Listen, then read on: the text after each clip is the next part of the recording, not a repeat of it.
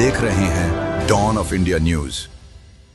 दक्षिण गुजरात में संगठित अपराध और विदेशी शराब तस्करी के खिलाफ वलसाड जिला पुलिस ने बड़ी कार्रवाई करते हुए पहली बार गुजरात आतंकवाद एवं संगठित अपराध नियंत्रण अधिनियम के तहत मामला दर्ज किया है। पुलिस ने विदेशी शराब तस्करी सिंडिकेट के कथित सरगना दिनेश उर्फ नित्यो घोड़ो तथा उसके सहयोगी किरण उर्फ छनियो बाबू भाई पटेल को गिरफ्तार कर लिया है। दोनों आरोपियों को विशेष अदालत में पेश किया गया है, जहां से उन्हें 5 दिन की पुलिस रिमांड पर भेज दिया गया। पुलिस जांच के अनुसार आरोपी लंबे समय से दमन, दादरा एवं नगर हवेली तथा महाराष्ट्र की सीमा से गुजरात में संगठित तरीके से विदेशी शराब की तस्करी कर रहे थे। गिरोह पर अवैध शराब की आपूर्ति के साथ साथ धमकी, मारपीट, अवैध वसूली तथा अन्य गंभीर आपराधिक गतिविधियों में शामिल होने के आरोप हैं। जांच में यह भी सामने आया है कि कई मामलों में जमानत मिलने के बाद भी गिरोह ने अपना अवैध नेटवर्क दोबारा सक्रिय कर लिया था। यह कार्रवाई सूरत रेंज के पुलिस महानिरीक्षक प्रेमवीर सिंह के मार्गदर्शन तथा वलसाड जिला पुलिस अधीक्षक युवराज सिंह जडेजा के निर्देशन में स्थानीय अपराध शाखा की टीम ने की। पुलिस ने आरोपियों के विरुद्ध गुजरात आतंकवाद एवं संगठित अपराध नियंत्रण अधिनियम की विभिन्न धाराओं के तहत अपराध दर्ज कर विस्तृत जांच शुरू कर दी है। प्रारंभिक जांच में गिरोह के सदस्यों का लंबा आपराधिक इतिहास भी सामने आया है। पुलिस अभिलेखों के अनुसार एक आरोपी के विरुद्ध 41, दूसरे के खिलाफ 32 जबकि अन्य सदस्यों पर 25, 23, 14 और 3 आपराधिक मामले दर्ज हैं। पुलिस अब गिरोह की पूरी शराब आपूर्ति श्रृंखला, आर्थिक लेन देन, नेटवर्क से जुड़े अन्य सहयोगियों तथा फर्जी नंबर प्लेट और वाहन उपलब्ध कराने वाले की भी गहन जांच कर रही है।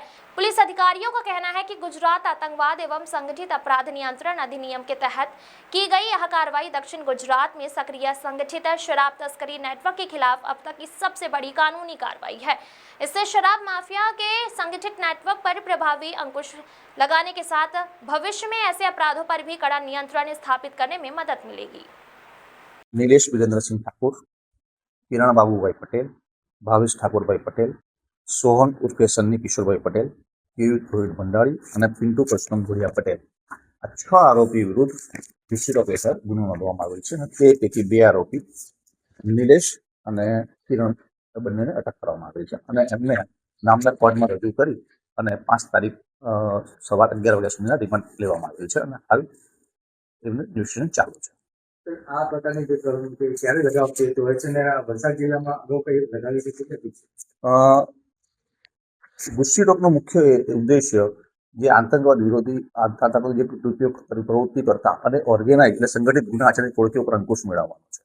આ જે ટોળકી હતી એ પોતે પોતાના સાગરીતો મારફતે ગુજરાત બહારથી ગેરકાયદેસર રીતે IMFL મેળવી અને ગુજરાતની અંદર એનું વેચાણ અને ડિસ્ટ્રીબ્યુશન કરતા હતા અને પ્રોહિબિશનની પ્રવૃત્તિ કરતા હતા। એમની આરો જે ગેંગના સભ્યો વિરુદ્ધ ખૂનની કોશિશ, બનાવટી દસ્તાવેજો, ધાક ધમકી અને મારામારીના ગુના નોંધાયેલા છે। જે પોતાની ગેરકાયદેસર પ્રવૃત્તિ દ્વારા જે પૈસા મેળવતા હતા એનો ઉપયોગ તો કે ગેરકાયદેસર મિલકતો મને વસાવી છે અને વત્તા એનો ઉપયોગ સમાજ વિરોધી થઈ રહ્યો હતો, જેથી કરી એને પ્રવૃત્તિ પર અંકુશ મેળવવા માટે ગુસ્સી ટોક હેઠળ ગુનો દાખલ કરવામાં આવ્યો છે।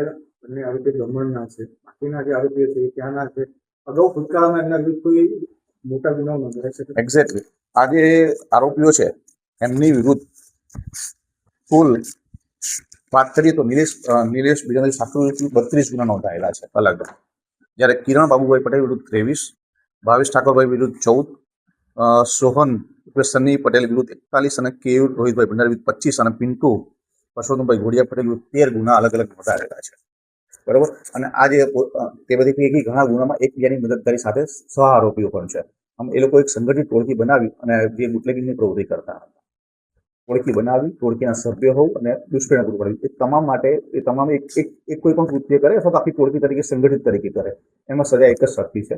અને આની અંદર હાલ પૂરું ધ્યાનમાં આવ્યું છે કે નિલેશ છે ત્યાંનો માસ્ટર માઇન્ડ છે, છતાં આગળ તપાસ ઇન્વેસ્ટિગેશન ચાલુ છે।